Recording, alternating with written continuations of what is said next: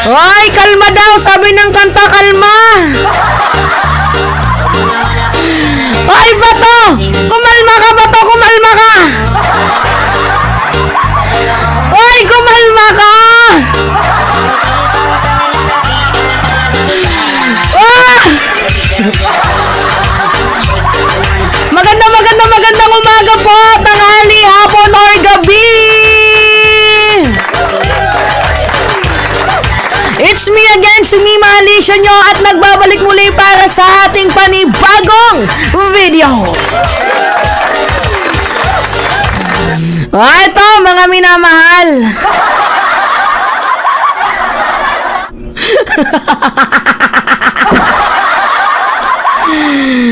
Gusto ni Bato ng kasagutan. Talaga nga namang binigyan din talaga siya ng real talk na sagot ni former Senator Antonio Trillanes. Binakbakan, mga minamahal. Tapos sinupalpal pa, malala. Ouch! Masakit yon. Kaya nga ang sigaw natin, Viva Eugenio de Trillanes!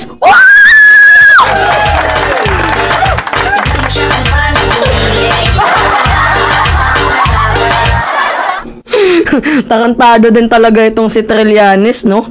Alam mo namang natatakot, tinakot mo pa. Alam mo namang galit, ginalit mo pa. Talaga nga namang asar na itong si Bato, inasar mo pa. Bakit ka naman ganon, Trillanes?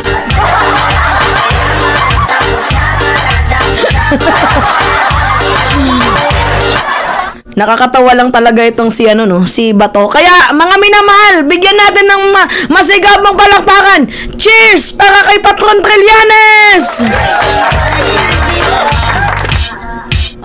Viva Eugenio de Bonifacio!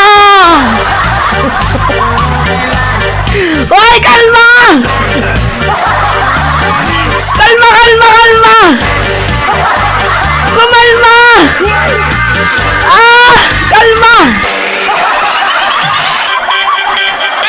Kalma!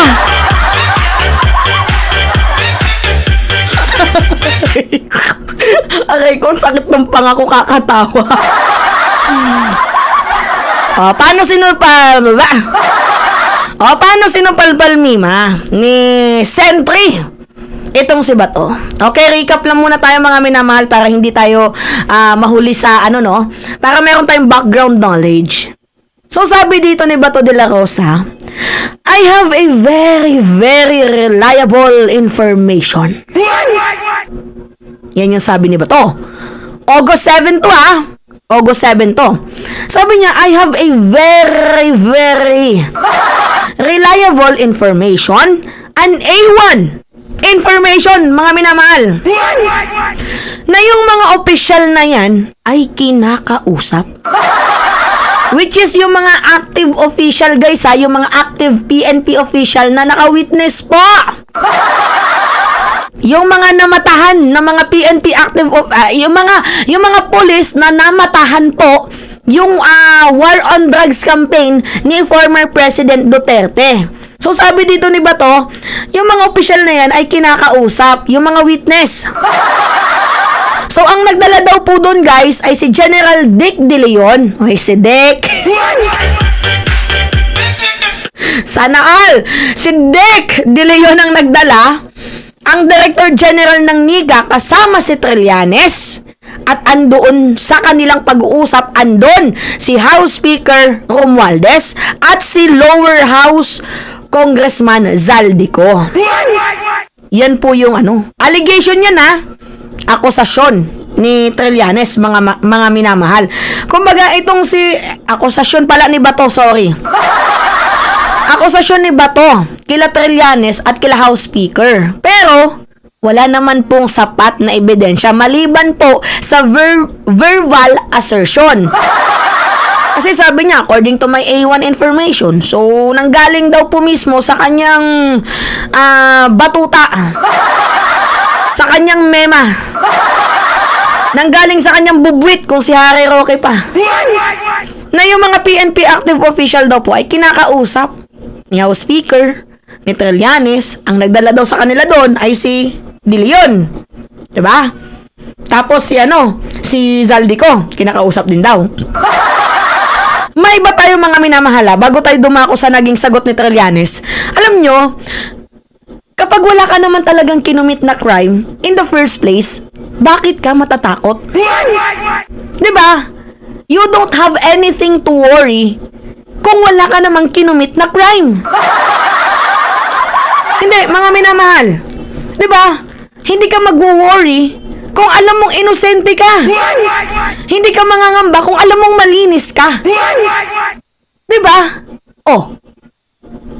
Tapos ngayon, nung panahon nga ninyo, sa mga hindi nakakaalam, mga minamahal, pinasakamay nila ang Pilipinas. Oo. Mga minamahal, sinakamay nila ang Pilipinas. Hawak nila sa lieg yung mga pulis. Mga pulis, mga minamahal, hawak nila sa lieg lahat. Kumbaga sila ang batas. Actually, may mga pulis din naman na mga matitino pa. Madami pa naman pulis ang matitino na witness sa AJK nila Duterte na willing to talk, willing to na mag-witness. At meron din namang mga pulis na balasubas nung panahon nila Digong. Yung mga pulis na gustong sumipsip, tumaas yung ranggo, magpasikat, madaming ganon. Kasi biruin nyo, nauso noon yung palit ulo. Kapag may napatay kang isang adik di kuno, ay meron kang reward money. According po yan sa nabasa nating article o search nyo na lang, reward money para sa mga pulis na makakapatay ng mga adik. Natandaan niyo yung balitang yon? So, kahit hindi adik, ang ginagawa nila, planted crime. Ang ginagawa nila. Kumbaga, kahit hindi naman adik, ang ginagawa nila, nilalagyan nila ng shabu para masabing adik, tapos sasabihin ng laban. Madaming ganong pangyayari, mga minamahal, and mostly nga na mga nahuli sa kanilang war on drugs campaign na yan, mga nakachinelas lang, diba? Wala namang malaking taong nahuli. Sino ngayon malaking tao na nahuli? Diba wala? Walang nahuling malaking tao, mga minamahal. So ngayon, sumagot na po itong si Trillanes. Dito nga po, mga minamahal, sa akusasyones ni Bato de la Rosa. Kalma. Yun, sumagot si Trillanes sa akusasyon ni Bato de la Rosa. At ako ay nagulat sa kanyang sinambulat. Ako ay nabulatlat. Naku po. Alam niyo kung bakit? Talagang binakbakan niya. Sinupalpal niya na malala. Parang ginanon no? Oo nga, mga minamahal. Gogo talaga din tong si Trillanes, no? Nakakatawa yung reply ni Trillanes. Ang ginawa niya, hindi niya dininay. Pinatunayan niya na totoo yung aligasyon ni Bato. Well, sa mga nakakalam, si Trillanes yung tumulong sa mga ICC, yung mga biktima ng war on drugs nila, diba? So, no wonder na hindi niya to i-deny. Dahil in the first place, sila yung nagsampa, diba? Mga minamahal. Sila yung nagsampa, tapos si Trillanes din yung kumakausap ng mga biktima ni Digong sa kanyang putang inang AJK na yan. So, hindi niya dininay. Pero guys, malakas yung asar ni Trillanes dito. Sabi niya, Bato de la Rosa has been ranting lately because I was supposedly trying to convince witnesses to testify against Duterte and him. So, yan po yung sabi ni Bato de la Rosa. Ay ni Trillanes na itong si Bato ay ang daming ebas, ang daming sinasabi. Na ako daw po ay nagngangangak-ngak, nagko-convince ng mga witness para mag-testify laban sa kanila. Sabi pa ni Trillanes, diba 2017 ko pa yan ginawa? 2017 ko pa yan ginagawa yan. 2017 ko pa ginagawa yan. At hindi ako hihinto na gawin yan hanggang sa mapakulong ko sila, Dots. Naku po. Nako! Nako! May pag-amin. Hindi niya dininay, hindi niya itinanggi, hindi niya itinago, bagkos kanya pang talagang binulat lahat. Although, tawag dito, si General Ricardo De Leon, tinanggi niya. Ang sabi ni De Leon, I categorically deny the allegation by Senator Bato de la Rosa that I, together with Speaker Martin Romualdez and other personalities, pressured certain police officials to testify against him and former President Rodrigo Duterte before the International Criminal Court or yung ICC. Si Ricardo De Leon, dininay niya. Si Elizalde ko, dininay niya din. Si House Speaker, ganon din. Didinay niya din. Kasi mga minamahal, ito yung totoo ha. Ito yung totoo. Kilala nyo si di ba kilala nyo naman si Karamat? So itong si Karamat, syempre best friend din to nila Dots. Ayaw atang masama sa kaso, kaya nagbabago. Si Karamat po ang lumapit kay House Speaker. Sabi niya, House Speaker, gawin mo akong PNP chief. Pag ginawa mo akong PNP chief, ikakanta ko yung dapat ikanta. Iboboses ko yung dapat iboses. Si Karamat po ang nagsabi niyan. Di umano. Di ba? Si Karamat po ang nagsabi niyan. Hindi po totoo yung accusation ni Bato na si Romualdez, si Elizalde ko, pati itong si Dick, ang reason na nagko-convince para kausapin yung mga active PNP official para nga mag-testify sa kanila. Dahil mismo si Karamat ang lumapit kay House Speaker. Si Karamat yung buljakin mo, hindi si House Speaker. Di ba mga minamahal? So ngayon, para sa akin, yung naging sagot ni Trillanes, acceptable nga naman. Kasi hindi niya pwede ding i-deny yun. Siya yung naglalakad ng di ba?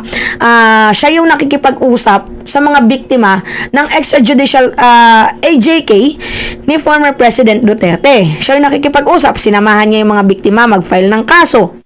Diba? Siya din yung nagbanggit na itong 5 mga itlog na to. Si Bato, diba? Si Eliazar, basta yung 5 na nabanggit. Diba? Albayalde, yan. Tawag din Eldilberto, yan. Basta yung 5 yon, siya na ngayon nagbanggit na minamanan ng AJK, tapos naglabas na nga ng blue notice, diba? Yung Interpol. Hindi niya yun pwedeng i-deny or itanggi, mga minamahal. So, ang ginawa niya, pinanindigan niya kasi totoo naman. Kaya nga gusto ko si Trillanes dahil napaka-honest.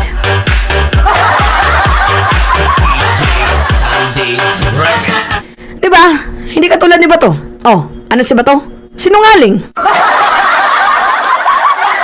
At saka mga minamahal, bakit mo kailangang matakot? Or bakit kailangan mong isang bulat yan? Alam mo naman pala na kinakausap ba't mo kailangang sabihin pa? Para pagmukain na ang ating gobyerno ay ginigipit kayo? Mas illegal naman ata na hindi hulihin yung taong may pagkakasala.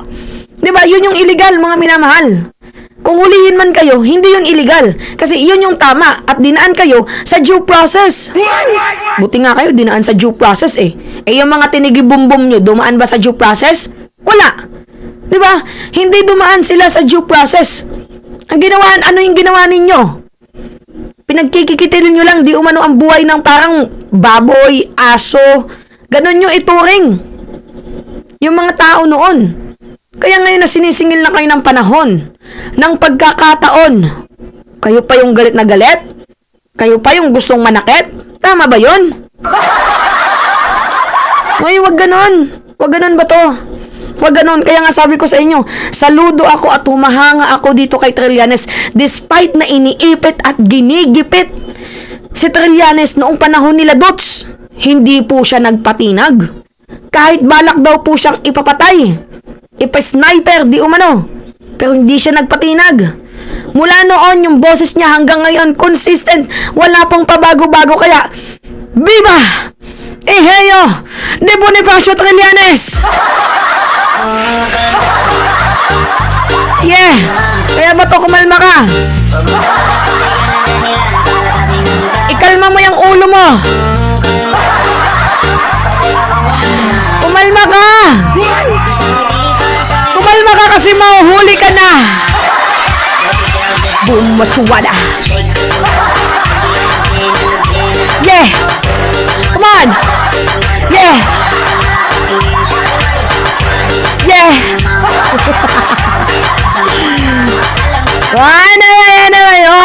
Okay, sige na. It's me again, si Mima Alicia nyo at nagbabalik muli para sa ating panibagong video.